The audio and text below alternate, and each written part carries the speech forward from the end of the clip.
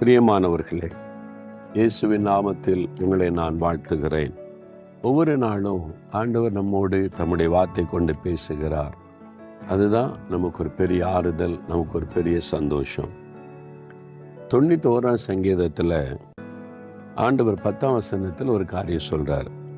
என் மகனே, என் மகளே, பொல்லாப்பு உனக்கு நேரிடாது, வாதை உன் கூடாரத்தை அணுகாது. 2 காரியம் சொல்றார்.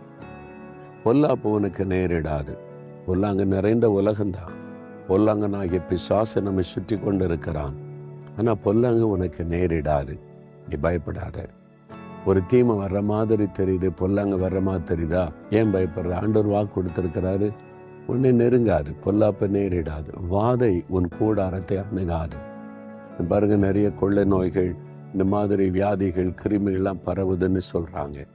உன் வீட்டுக்குள்ள வராது. கர்த்தர் வாக்கு கொடுத்திருக்கிறார்.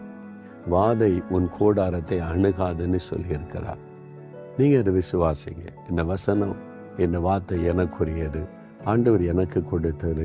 பொல்லாப்பு எனக்கு நேரிடாது, வாதை என் கூடாரத்தை அணுகாது, என்ன இயேசு என் கூட இருக்கிறாரு. தினமும் சொல்லி ஸ்தோத்திரம் பண்ணுங்க. உங்களுடைய உள்ளத்துல ஒரு சந்தோஷம் உண்டாகும். எந்த தீங்கும் பொல்லாங்கும் வராதபடி அவர் பாதுகாப்பதை காண்பீங்க.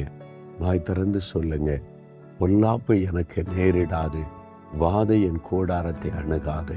தகப்பனே, பொல்லாங்கு நேரிடாதபடி எங்களை பாதுகாக்கிற தேவனாயிருக்கிற அன்பிற்காய் ஸ்தோத்திரம்.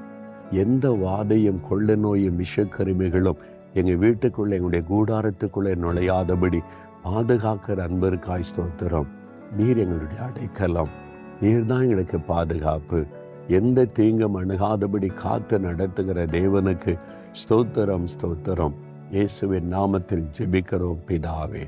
ஆமேன், ஆமேன்.